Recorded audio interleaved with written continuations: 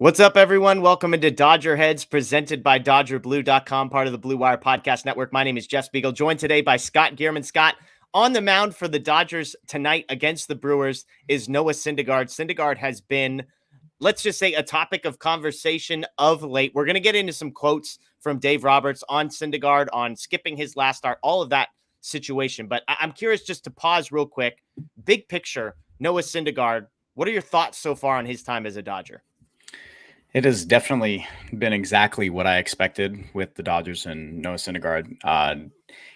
At some point of his career, incredibly high-end ace, by all accounts. But just the downward trajectory for him has been really difficult to watch because I generally don't like to see, pitchers just go on that downward spiral and just progressively get worse. But ever since his injuries, he's kind of, become a different guy. He's no longer the power arm. I know early on it was like he wanted to get into those upper 90s, but it's just not here. And he going to the Dodgers, you look for a reclamation project if you're someone who wants to turn their career around. And he is one that's having a tough time so far.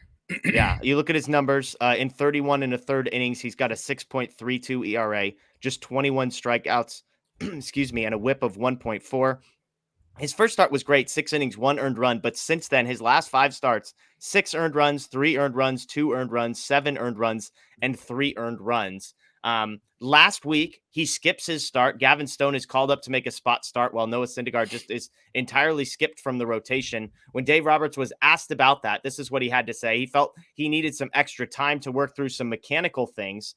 This is the full quote that he gave last Wednesday. He said, why is that? He said, the default is, I guess, mechanics. There's some mechanical things we want to continue to work through. I think giving him a couple days of potential bullpens in between a start, I think will allow for that reset. He pitched fine his last turn.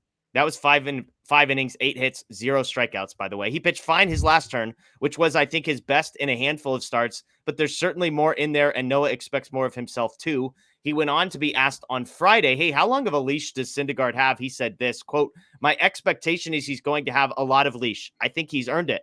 It's not always linear as far as how players perform, but he's really given himself to us as far as being open to trying to get better.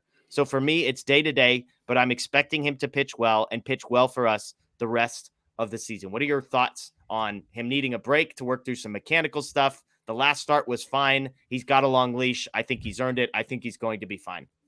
A couple different answers to all of that. It's a frustrating quote. It's kind of perplexing, but I do agree that he does need some work with his mechanics. The Dodgers trying to change up his usage a bit.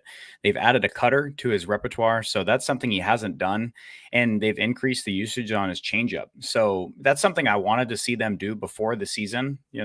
Keen a lot to Tyler Anderson. At one point, Syndergaard's changeup was one of the best in the league, and for them to try to focus on that was important. He's just doesn't have a feel for much right now. And think of Brusdar at his worst period when he's not missing bats. That's Noah Syndergaard, and he's a starting pitcher. In his last start, Dave said that you brought up that it was his best one. Syndergaard only had 3 whiffs in that entire game, and that's just he's in the let me check his percentile here on walks, like walk percentage 96. That's great, but he's just not getting. It's because he's just pounding the zone and getting hit. Yeah. So it's just there's not a lot to like at the moment. He's sure he's going to give him innings, but they definitely need to work on some things without a doubt. Like mechanically, with his usage or sequencing, I'm not sure, but it's tough. It's a rough watch, honestly.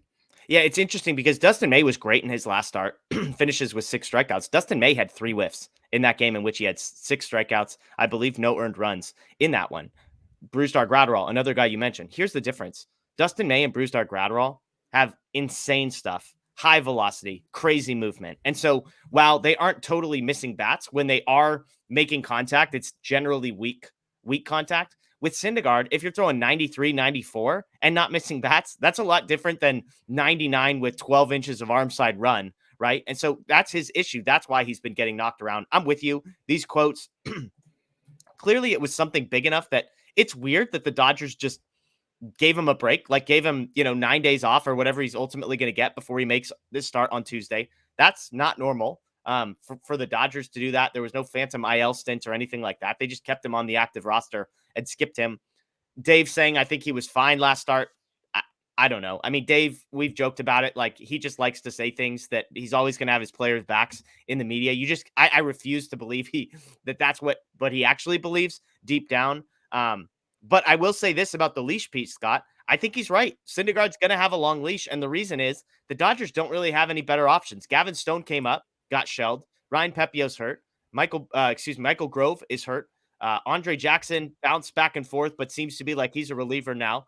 Even Bobby Miller has only made like two sort of build up starts, so he's a long way away from being ready. And so the Dodgers kind of are in a situation where they don't have to make a decision on Syndergaard because there's nobody pounding down the door for that spot, which I think in some ways the Dodgers are probably appreciative of. They don't have to make a tough decision yet on Syndergaard, but when those guys start to come back a month from now, I think it's going to be a totally different story. Yeah, I agree. They need the innings. It's just how it goes. Not everyone. You'd like everyone in the rotation to give something of positive value. And the fact is, Syndergaard, they're trying to make it work. And pulling the plug on him right now just isn't the thing. If there's a phantom IL situation, sure, when there's other arms available, but it's just, I don't think it's in the cards at the moment unless they just think it's completely downhill. But for the time being, they need the innings. As long as his starts aren't disasters and their Dodgers are within striking distance, I think they can withstand, 3-4 runs. Yeah. But just like he did last year, he wasn't incredible last season. And that's why he got traded for something. And he actually pitched, I think, in a playoff game. So he wasn't terrible, but he's just not pitching as well when guys get on base. He's giving up way too much contact. They can live without the whiffs as long as he puts guys in gets bad swings. Yeah. It's just everything he's throwing right now is getting hammered. So he's in the in-between, and that's a dangerous spot to be, but they need the innings. So yeah, I believe he made 4 postseason appearances last year for the Phillies. Man, believe it or not, 8 and a third, 3 earned runs, where he ultimately ended up 8 strikeouts. So a strikeout for 9. Okay, last question briefly here. So the Dodgers give him this break. There's probably this come to Jesus moment where you look in the mirror, you say, "Hey, Noah, you got a 6.5 ERA. You're an older guy. The velocity's not coming back. Let's tweak some things. Let's try some things out."